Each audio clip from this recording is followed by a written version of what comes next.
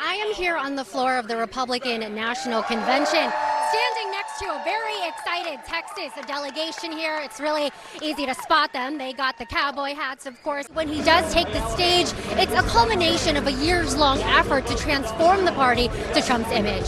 It's been really emotional for a lot of these former USAID workers. We've seen a number of them walking in and out of this building with bags, and a lot of their demonstrators here have been cheering them on. I've spoken to Texas Democrats who say that they are doing their jobs, and this is something that their constituents want them to do everything they can to stop what they believe is President Trump rigging the election in Republicans' favor. Some Republicans have come out and joined Democrats to say that Congress should approve such sweeping plans. One thing that we'll be looking out for in this Senate race is the margin of victory. 6 years ago, Senator Cruz narrowly defeated former Congressman Beto O'Rourke by 2.6 percentage points. These lawsuits often deal with Biden's border policies, and some attorneys warn in absence of congressional action on immigration, states will continue to challenge presidents of both parties, tying up these policies in litigation. Vivek Ramaswamy suspended his campaign after a fourth-place finish. Do you expect that there will be another package out of this Republican-led House, this Republican-led Congress for Ukraine?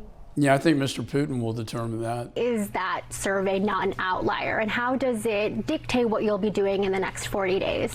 Well, this has been very consistent. This has been a close race. You are the first Democrat in Congress to call on President Biden to withdraw from this election since the debate.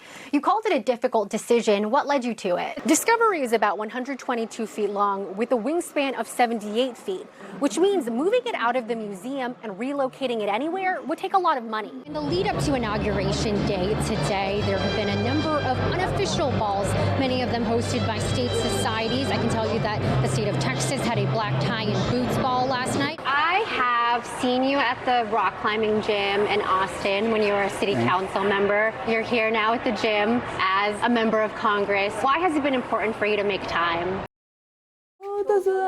Yarixa Estrada left her home in Guatemala 4 years ago, making the treacherous journey by foot to cross the U.S. southern border and apply for asylum. Para salir adelante. She told me she wanted to live in the U.S. to get ahead, to escape all the bad things that exist in Guatemala, for a better opportunity for her daughter. Ropa, zapatos. Now, she's packing up her family's belongings just outside of New York City in New Jersey after her husband was arrested by an immigration officer as he left for his job at a construction site. Es muy difícil saber que están tratando así a las personas. Estrada said, "It's just very difficult. They're treating hardworking people this way. We didn't come here to do any harm." She's preparing to self-deport, travel back to Guatemala with her 3 children, to be reunited with her husband and their dad. Yo nunca estuve con mi papá. She said, "I don't know my father personally, and I don't want them to go through the same thing because they're his children, and I'll never take them away from him." Leave now.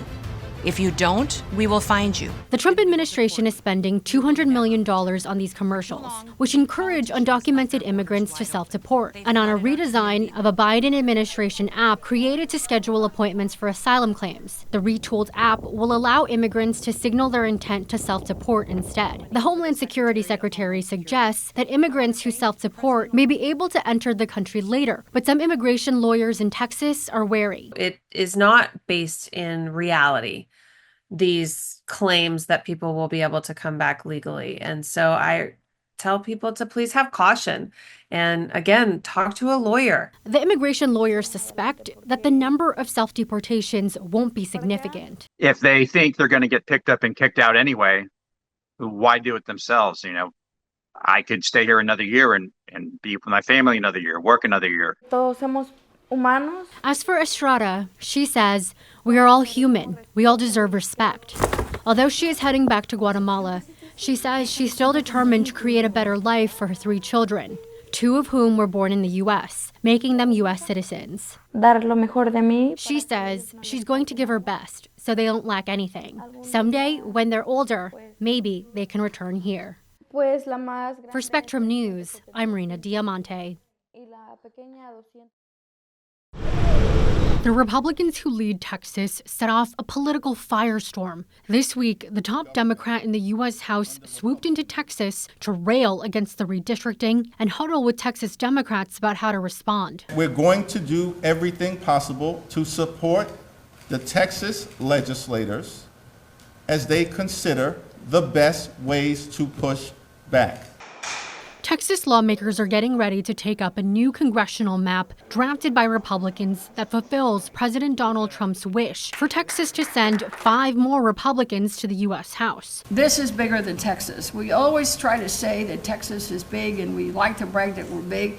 And this time it is a big, ugly mess. Texas Democrats say part of their strategy to fight back is engaging with party leaders across the nation. Some Democratic state representatives traveled recently to meet the governors of Illinois and California. Both Democrats have discussed redistricting their states to negate the GOP gains in Texas. We can sit back and act as if we have some moral superiority and watch this 249, almost 250-year experiment be washed away. We are not going to allow that to happen. But in California, Democrats who control state government likely would not be able to proceed without the approval of voters in a referendum. The Democratic governor of New York is leaving the door open to redrawing the state's maps too, as a result of the Texas redistricting. What they're doing is outlandish. They're not playing by the rules. But a state like New York, who has played by the rules, should not be at a disadvantage. But Texas isn't the only red state that's part of President Trump's plan. The president is pushing the states of Missouri, Ohio, and Florida to follow suit. It would be appropriate to do a redistricting here in the mid-decade. So we're working through what that would look like. But I can tell you, just look at how population has shifted. With impending Republican action and Democratic retaliation, it's a redistricting arms race. There's a real fear that this creates a constant and continuous tit-for-tat strategy where, one state decides to redistrict and so other states decide to chime in to help out. Republicans currently have a narrow majority in the U.S. House. If Democrats won back the House, they could block President Trump's agenda and conduct oversight of his administration. In Washington, Reena Diamante, Spectrum News. We've been running behind, hoping that we get some momentum out of this debate. Instead, we got disappointment. Congressman Lloyd Doggett of Austin said President Joe Biden could not effectively defend his accomplishments or expose former President Donald Trump's falsehoods during last week's debate. And Doggett said that's why Biden should withdraw. Why don't you think President Biden can beat former President Trump? And what do you say to those who believe Biden's the only Democrat who can? Well, I say look at the last year. Look at the current standings where our 6 challenged Senate candidates in these battleground states are running substantially ahead of the president in most of them. Doggett, who is 77, has served in the U.S. House since 1995 and is one of the most senior members of the Texas delegation. He's in a safe congressional district, so he may feel free to speak his mind. But he says there are other Democrats in Congress who feel the same way about Biden's viability. I do hope that more of my colleagues will at least voice their views privately to the White House, because I think the president gets a little insulated. Any president does. So far, President Biden and his team show no signs of backing down. The White House press secretary said Tuesday that Biden's debate performance was just an off night, that he knows how to do the job and his record proves it. As long as it's people like Lloyd Doggett saying drop out, then he's going to say, I still have my key base of support. But if the people closest to him start calling for the president to drop out, then that's going to be very serious for the Democrats. Several Democrats in Congress, including some from Texas, have stepped forward showing their commitment to the president. I'm going to be siding with the same old president who gave us Kamala Harris as vice president, who gave us the right to have infrastructure across the country, who helps us with Social Security and Medicaid, who will protect a woman's right to choose and everyone's right to marry whomever they choose. Congressman Doggett said he was also concerned about the effects of President Biden's performance on down-ballot races across the country. He told me that he reached out to the White House and he let House Democratic leadership know of his intention to speak out. In Washington, Reena Diamante, Spectrum News. I went climbing a decent amount in high school. Plenty of folks hit the gym ahead of work. But what I really love is being able to go outside, touch rocks, see the sun. But what you might not always see is a United States congressman. I guess this thing goes to the top. Bouldering before he heads to the Capitol. When he's not running or lifting weights, Congressman Greg Casar of Austin is climbing. As much as the 35-year-old spends time hanging around, he says the sport keeps him grounded. I joined him for a climb last week in D.C. I have seen you at the rock climbing gym in Austin when you were a city council member. You're here now at the gym as a member of Congress. Why has it been important for you to make time?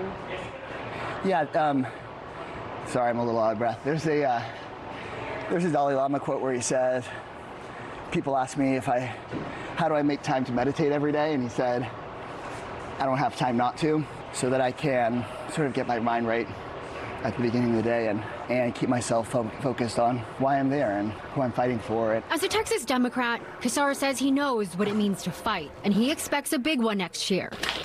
Especially now that he was just elected the new chair of the Congressional Progressive Caucus. Casar is taking the reins from Congresswoman Pramila Jayapal of Washington State and preparing for the so-called Republican trifecta in Washington, where the GOP controls the White House and both chambers of Congress. Imagine if Kamala Harris had been able to campaign on not just that she wanted to work on child care, but that we had done it. So we've got to have a Democratic Party that doesn't necessarily run further left or necessarily run further right, but runs directly at the needs of working people and delivers for them. Casar will be the first Progressive Caucus chair from a red state.